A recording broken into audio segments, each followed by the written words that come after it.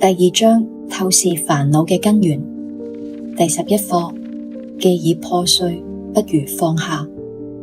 好多人對情感有住極深嘅執念，一旦失去，就覺得生命失去全部嘅意義。喺作者索達吉堪布翻譯嘅書入面，記載咗咁樣嘅一個故事。以前有一位國王同王妃感情深厚，生活美滿。有一日，國王問王妃：你會永遠愛我嗎？王妃答：會，我對你嘅愛深入骨髓。後嚟國王想試探下佢，就叫僕人傳假消息，話國王喺森林打獵嗰陣不幸被老虎食咗。王妃一聽，傷心過度，當場氣絕身亡。國王完全冇諗過會搞成咁，追悔莫及，覺得係自己一手造成愛妃嘅死。王妃嘅遺體送去斯陀林之後，國王從此捨棄皇宮，長住喺森林，守住屍身，寸步不離。歲月流逝，屍身慢慢化成一堆白骨，國王仲係日日抱住副骨，叫住王妃個名，就係咁守護咗12年。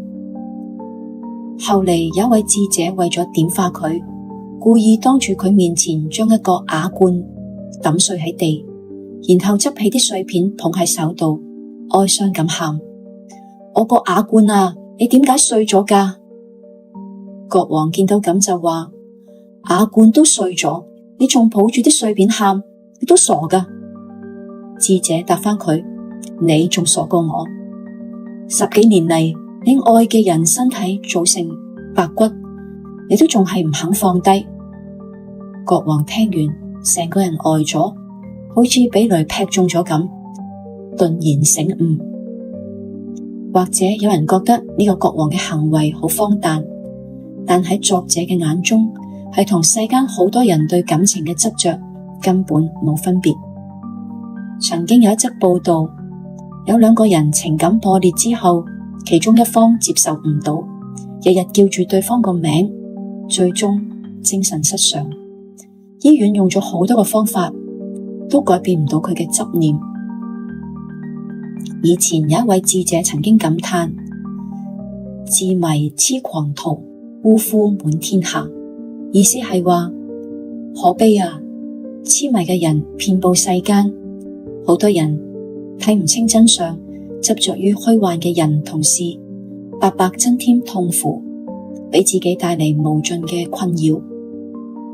其實因緣和合嘅時候，自然可以執子之手，與子偕老。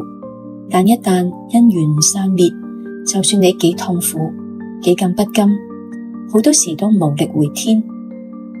緊握嘅雙手留唔住幼沙，呢個時候就算你喊到拆天，通常都無濟於事。我哋每一個人都要識得關照自己嘅內心，否則今日你覺得人如此好笑，聽日類似嘅事發生喺自己嘅身上，你可能都會為咗某個人、某件事而心智迷失，甚至喪失正常生活嘅能力。呢種危險，你覺得真係離我哋好遠嗎？